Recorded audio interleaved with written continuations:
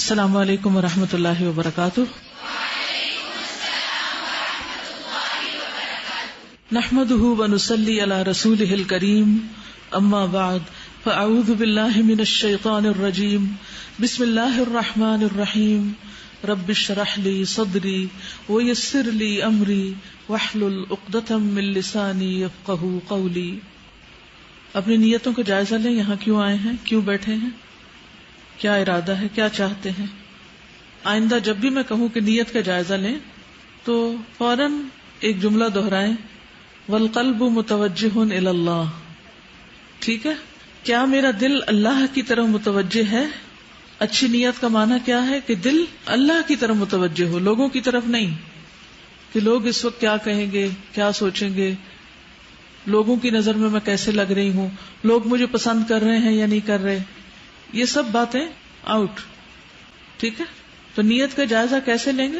کیونکہ دیکھیے, ایک ہوتا ہے کہ کوئی کام کرنا اور ایک ہوتا ہے اس کام کو کیسے کرنا ہے. جب تک کرنے کا سلیقہ نہ آئے, طریقہ نہ آئے, اس وقت تک وہ کام سمجھے آپ نے کیا نہیں, بگاڑا ہے. والقلب متوجہ الی اللہ, دل اللہ کی طرف متوجہ ہو. سوچئے, کیا اس وقت آپ اپنے آپ کو اللہ تعالیٰ کی نگاہوں کے سامنے محسوس کر رہے ہیں کہ میرا رب مجھے دیکھ رہا ہے اور مجھے امید ہے کہ فرشتوں کی مجلس میں میرا ذکر کر رہا ہے, کہ میری یہ بندی سب کے ساتھ مل کر میرے ذکر کے لیے یہاں جمع ہے. بس یہ خیال آپ کو خوش کر دے, اس کے بعد آپ کو ساری گرمی, تھکاوٹ, ہر چیز بھول جائے گی. اور میں یہ چاہوں گی کہ ہر سپارے کے اندر سے کم 3 نقطے آپ ایسے نکالیں کہ جن میں کچھ کرنے کا حکم دیا گیا ہو اور وہ آپ اپنے لیے لے لیں. کرنے کا حکم دیا گیا ہو, مثلا قولوا للناس حسنا, یا ایھا الناس اعبدوا ربکم. ان سب میں امر کا صیغہ ہے, تو امر کے صیغے کے ساتھ جو احکامات آئیں گے ان کو آپ اپنے لیے نوٹ کر لیں کہ یہ اللہ تعالیٰ مجھ سے خطاب کر رہے ہیں. اور خصوصاً اگر اس سے پہلے یا ایھا الذین آمنوا بھی ہے تو وہ براہ راست اپنے لیے لے گئی, تو اللہ نے میرے سے بات کی, یہ میرے متعلق ہے اور مجھے اس پر عمل کرنا ہے. ٹھیک ہے, تو گول کیا سیٹ کیا آپ نے رمضان کے لیے؟ رمضان کے لیے کیا گول سیٹ کیا؟ کیونکہ اگر آپ نے گول نہیں سیٹ کیا تو آپ گول گول ہی گھومتے رہیں گے, آپ کہیں نہیں پہنچیں گے. ہر صورت بخشش کروانی ہے انشاءاللہ. اچھے اچھے کام بھی کرنے ہیں, دعائیں بھی کرنی ہے, تڑپنا بھی اور رونا بھی اس چیز کے لیے کہ اللہ تعالیٰ بس تو مجھے بخش دے. کیونکہ اللہ تعالیٰ اگر بخش دے تو ہی ہماری نجات اور کامیابی ہے. اس کے علاوہ ایک ٹارگٹ اور یہ ہے کہ یہ پارہ جب آپ پڑھ چکیں گے, کیونکہ 2 گھنٹے کے اندر زیادہ سے زیادہ آپ کتنی چیزوں کی تفسیر ہے, یہ کوئی تفسیر کی کلاس نہیں ہے, یہ صرف ایک ذکرہ اور ایک ریمائنڈر ہے. ٹھیک ہے, ایک یاد دہانی ہے. کچھ لوگوں نے پہلے سے قرآن مجید پڑھ رکھا ہے, ان کے لیے بھی, اور جنہوں نے نہیں پڑھ رکھا ان کے لیے بھی, اور سب سے پہلے خود میرے اپنے لیے ایک یاد دہانی ہے. تو اس کے لیے کرنا کیا ہے ہمیں کہ موٹی موٹی باتیں اپنے لیے سیکھنی, عمل کی باتیں, کم از کم 3 آیتیں, 3 احکامات اپنے لیے نکالنے. اور دوبارہ جب آپ اس پارے کی تلاوت کریں گے, جیسے رمضان میں آپ پہلے رمضان سے شروع کریں گے, تو ہر پارے میں آنے والے الاسماء الحسنی کے اوپر نشان لگائیں کہ اس پارے کے اندر اللہ سبحانہ وتعالیٰ کے کتنے نام آئے ہیں. اس سے پہلے کہ دورہ قرآن شروع کروں, میں اپنی کتاب کا تعارف آپ کو کرانا چاہتی ہوں. یہ تفسیر کی کتاب ہے میری, جو میں نے 21 اگست 1974 میں خریدی تھی, خود 1974, اور اب کیا ہے 2014. تو کتنے سال سے یہ میرے ساتھ ہے؟ 40 سال سے الحمدللہ. اور یہ میرے لیے ایک بہت بڑا ذخیرہ ہے, اور میرے بہت ساری قیمتی یادیں اس کے ساتھ وابستہ ہیں. میرا سمجھیے کہ بچپن, جوانی اور ادھیڑ عمر اور اب بڑھاپے کی طرف قدم رکھتے ہوئے یہ میری ایک بہترین ساتھی رہی. آپ لوگوں کے پاس بھی کتابیں ہوں گی, اور خاص طور پر وہ کتابیں جو آپ زندگی بھر ساتھ رکھیں. کہیں پر بھی میں جاؤں تو یہ میرے ساتھ سفر کرتی. پچھلی دفعہ میں لاہور گئی تھی, ساتھ لے گئی. لاہور سے واپس آئی, ساتھ لے کر آئی. کینیڈا تک کا اس نے سفر کیا. اور اس کے علاوہ بھی جہاں مجھے قرآن مجید پڑھانا ہوتا ہے, یہ کتابیں میرے ساتھ ہوتی. باقی سامان پیک ہوتا ہے کہ بکس گم جائے تو بھی کوئی بات نہیں, لیکن یہ میرا ہینڈ کیری میں ہوتا ہے. اور الحمدللہ اللہ کے فضل سے اللہ تعالیٰ نے ابھی تک اس کو محفوظ رکھا ہوا ہے.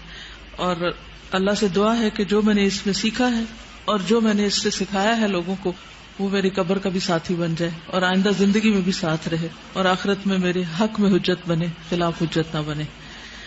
یہ چھوٹی سی بات اس لیے شیئر کرنا چاہ رہی تھی کہ شاید آپ کو اس سے کوئی فائدہ ہو کہ اگر اللہ آپ کو زندگی دے اور اللہ دے آپ کو کہ اگلے 40 سال کا آپ نے کیا پلان بنایا ہوا ہے. کیونکہ میرے سامنے اس وقت ینگ لوگ زیادہ بیٹھے ہیں اور بہت سے اس ایج میں جس میں میں نے اس کتاب کو لیا تھا.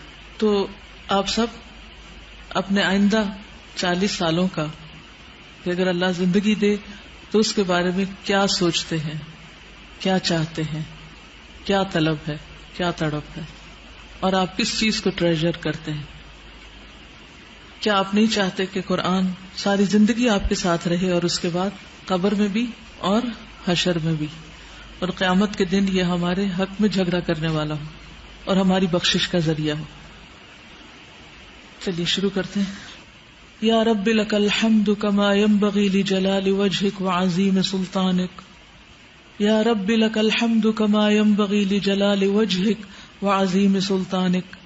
سبحان اللہ والحمد للہ ولا الہ الا اللہ واللہ اکبر ولا حول ولا قوة الا باللہ العلی العظیم. سبحان اللہ والحمد للہ ولا الہ الا اللہ واللہ اکبر. رسول اللہ صلی اللہ علیہ وسلم نے ان کلمات کے بارے میں فرمایا, لأن اقول سبحان اللہ والحمد للہ ولا الہ الا اللہ واللہ اکبر احب الی مما طلعت علیہ الشمس, کہ میں ان کلمات کو ادا کروں سبحان اللہ والحمد للہ ولا الہ الا اللہ واللہ اکبر, یہ مجھے ان تمام چیزوں سے زیادہ پیارا ہے جن پر سورج طلوع ہوتا ہے. یعنی اس دنیا کے اندر جتنی بھی چیزیں ہیں, جن چیزوں تک سورج پہنچتا ہے, چاہے وہ بڑی بڑی بلڈنگز ہوں, سونے چاندی اور جواہرات کے ڈھیر ہوں, یا دنیا کی کوئی بھی نعمت کسی بھی قسم کی, ان سب سے زیادہ محبوب مجھے ان کلمات کو پڑھنا ہے. اسی محبت کے ساتھ آپ بھی ان کو پڑھیے, سبحان اللہ والحمد للہ ولا الہ الا اللہ واللہ اکبر. اے اللہ ہمیں بھی ان کلمات کو ہر چیز سے زیادہ محبوب بنا دے, اور ہمیں ان لوگوں میں شامل کر جو واقعی خوشی کے ساتھ, دل جمعی کے ساتھ تیرا ذکر کرنے والے ہیں.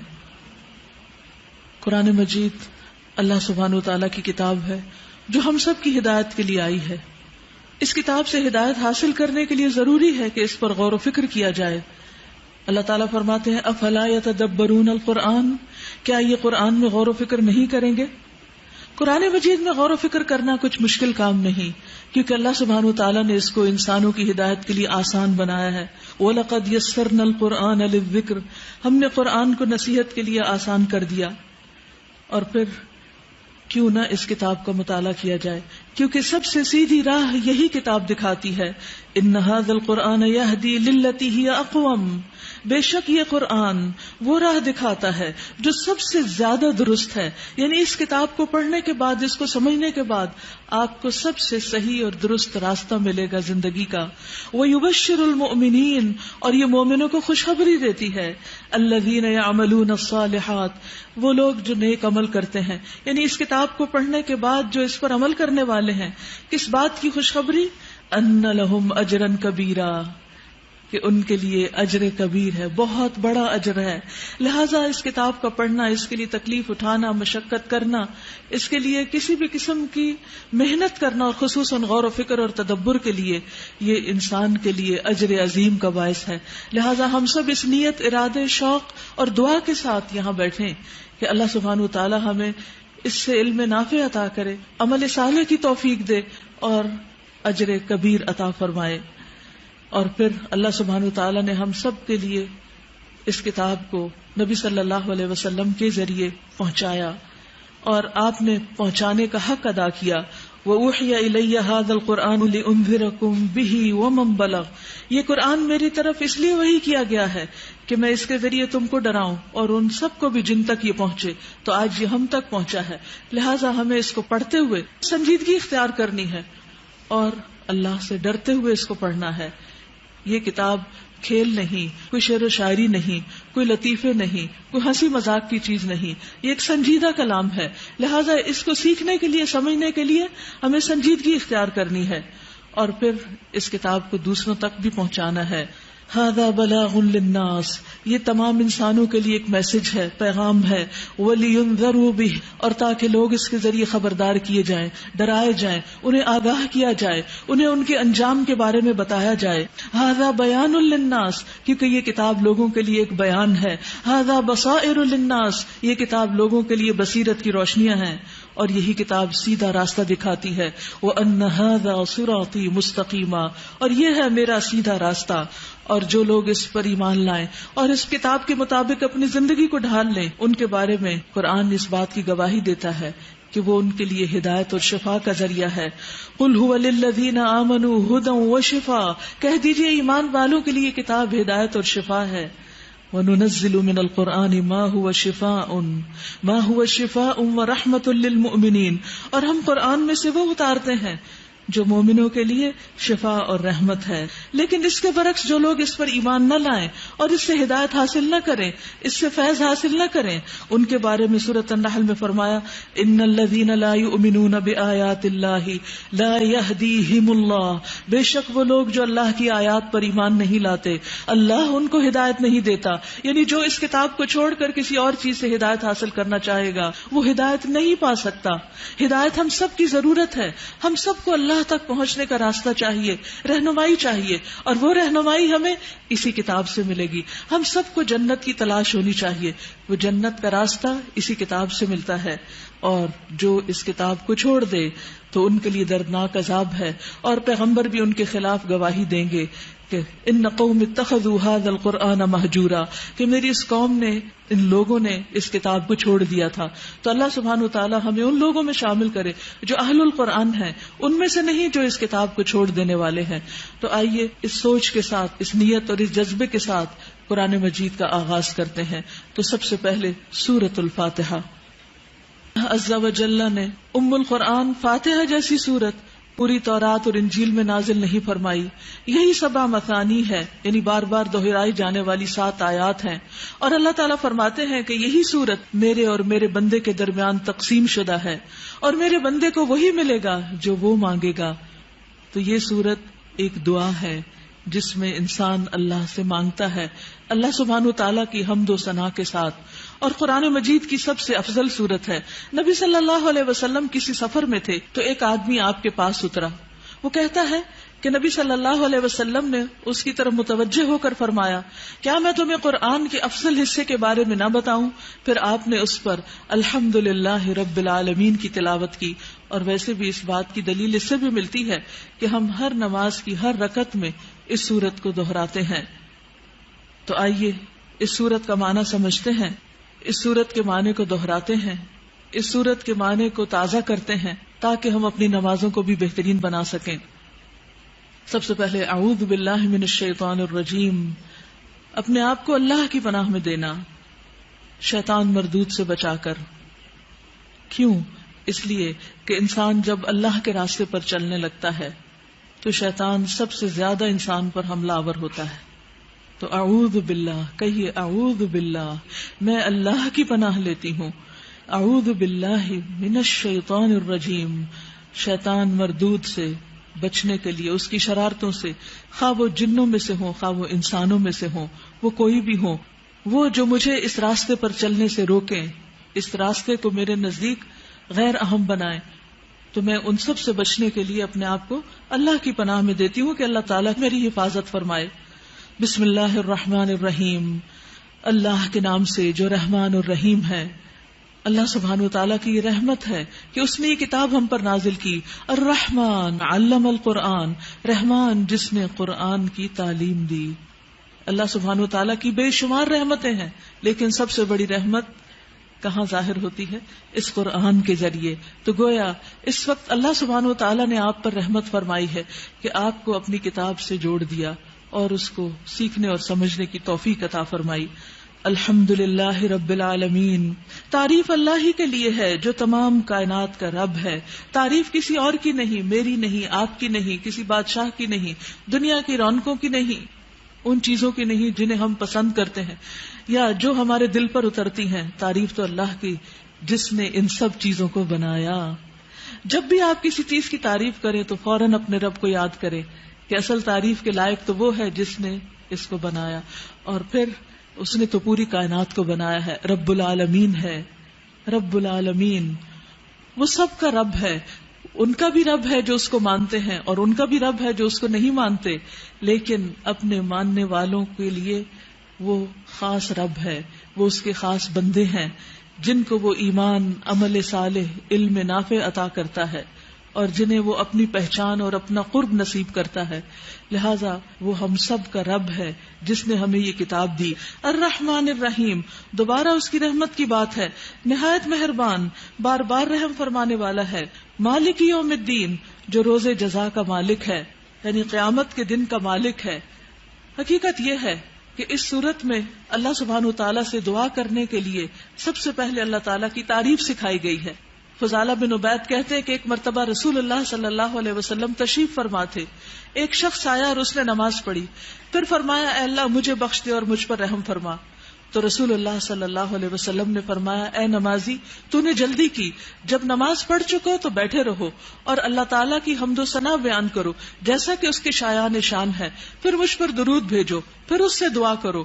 تو ہم یہاں پر اللہ سبحانہ وتعالیٰ کے الاسماء الحسنی کے ذریعے ان کا وسیلہ اور واسطہ دے کر دعا کر رہے ہیں، جس میں سب سے پہلے رب العالمین ہے، پھر الرحمن الرحیم ہے، پھر مالک یوم الدین ہے. کیونکہ اللہ تعالیٰ خود فرماتے ہیں وَلِلَّهِ الْأَسْمَاءُ الْحُسْنَى فَادْعُوهُ بِهَا، اور سب سے اچھے نام اللہ ہی کے ہیں، سو اسے ان کے ساتھ پکارو.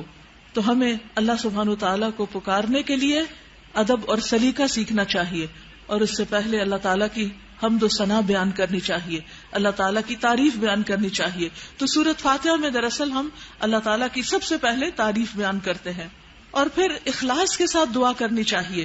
اسی لیے کہا ایاک نعبد و ایاک نستعین، صرف تیری ہم عبادت کرتے ہیں اور صرف تجھ سے ہم مدد چاہتے ہیں، یعنی ہم تیرے ہی بندے ہیں اور عبادت کے لیے ہمیں تیری ہی مدد چاہیے.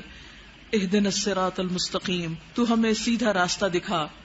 حقیقت یہ ہے کہ جب تک انسان کو سیدھا راستہ نہ ملے اس وقت تک انسان سخت خطرے میں ہے، کیونکہ اگر وہ کسی غلط راستے پر چل پڑا تو اس کا انجام بہت بھیانک ہونے والا ہے. کیونکہ قیامت کا دن کوئی معمولی دن نہیں ہے، بہت سخت دن ہے. وہ حساب کا دن ہے، جزا اور بدلے کا دن ہے، اور اس میں کامیابی کے لیے ضروری ہے کہ انسان کو اچھے اور برے کا فرق معلوم ہو اور صحیح اور غلط کی پہچان ہو. اسی لیے ہم دیکھتے ہیں کہ جب یہاں اللہ تعالیٰ کی یہ صفت بیان کی گئی اور اس کے فوراً بعد پھر عبادت کی بات اور دعا کی بات کی گئی، تو اس کا بھی مقصد یہی ہے کہ انسان دعاؤں میں سب سے زیادہ ہدایت کی دعا مانگے اور ہر نماز کے اندر ہدایت کی دعا مانگے تاکہ الٹیمیٹ کامیابی اس کو نصیب ہو سکے. قیامت کا دن کیسا دن ہے؟ عبداللہ بن انیس رضی اللہ عنہ نے بیان کیا کہ میں نے رسول اللہ صلی اللہ علیہ وسلم کو یہ فرماتے ہوئے سنا، قیامت کے دن لوگ برہنہ، غیر مختوم اور بہم اٹھائے جائیں گے. ہم نے ان سے بہم کا مطلب پوچھا تو انہوں نے بتایا کہ جس کے پاس کچھ نہ ہو، یعنی قیامت کے دن انسان کے ہاتھ میں کچھ بھی نہ ہوگا. پھر اللہ انہیں ایسی آواز سے بلائے گا جس کو وہ قریب سے سنیں گے، اور آواز کیا ہوگی کہ میں ہی ہوں حقیقی بادشاہ، میں بدلہ لینے والا ہوں. اور سنیے کہ بدلہ کیسے لیا جائے گا. اللہ تعالیٰ فرمائے گا اہل جہنم میں سے اگر کسی کو کسی جنتی پر کوئی حق ہو تو اس کا بدلہ لینے سے پہلے وہ جہنم میں داخل نہ ہوگا. یعنی بھلے کوئی شخص جہنم میں جا رہا ہو، لیکن اگر اس نے کسی جنتی سے بدلہ لینا ہے تو وہ پہلے بدلہ لے گا پھر جہنم میں جائے گا، حتیٰ کہ میں اس سے ایک تمانچے یعنی ایک تھپڑ کا بھی بدلہ لوں گا.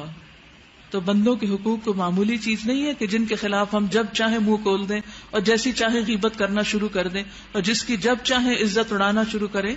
اور اہل جنت میں سے بھی اگر کسی کو کسی جہنمی پر کوئی حق ہو تو اس کا بدلہ لینے سے پہلے وہ جنت میں داخل نہ ہوگا، یہاں تک کہ اس سے ایک تمانچے کا بدلہ بھی لوں گا. ہم نے پوچھا یہ کیسے ہوگا؟ جبکہ ہم اللہ عز و جل کے سامنے برہنہ یعنی بغیر لباس کے، غیر مختون یعنی بغیر ختنے کے، اور بہم خالی ہاتھ ہوں گے. انہوں نے جواب دیا کہ وہاں نیکیوں اور گناہوں کا حساب ہوگا. یعنی جس کسی انسان کے ساتھ اس دنیا میں کوئی زیادتی کی ہے کسی بھی طرح، خواہ اس کو پتا ہے یا نہیں پتا، اس سے معافی مانگ لے. کیونکہ قیامت کے دن جب تک بدلہ ہو نہیں چکے گا اس وقت تک انسان اپنے انجام کو نہیں پہنچے گا. لیکن ہم بہت سی چیزوں کو بہت ہی معمولی لیتے ہیں، بہت ہلکا لیتے ہیں اور سمجھتے ہیں کہ بس ایسے ہی کام چل جائے گا. نہیں، کسی پر زیادتی کرتے وقت سوچئے، اور اگر ہو چکی ہے تو یہاں دنیا میں حساب کتاب صاف کر لیجئے، ورنہ پھر نیکیاں تیار رکھیے دوسروں کو دینے کے لیے. تو ایاک نعبد و ایاک نستعین، اس لیے قرآن مجید کو پڑھنا کتنا ضروری ہے اور سمجھنا کتنا ضروری ہے کہ ہمارے لیے کیا حلال ہے، کیا حرام ہے، کیا جائز ہے، کیا ناجائز ہے، کیا چیز فائدہ دے گی اور کیا چیز نقصان دینے والی ہے. اس قرآن کے بغیر لوگ ایسے ہی ہیں جیسے اندھیروں میں بھٹک رہے ہوں، اور اندھیروں میں بھٹکنے والا کسی بھی چیز سے ٹکرا کر نقصان اٹھا سکتا ہے. تو اہدنا الصراط المستقیم صراط الذین انعمت علیہم، راستہ ان لوگوں کا جن پر تو نے انعام کیا، انبیاء، صدیقین، شہداء، صالحین. غیر المغضوب علیہم، ان کا راستہ نہیں جن پر تیرا غضب ہوا، جن پر تو بہت ناراض ہوا.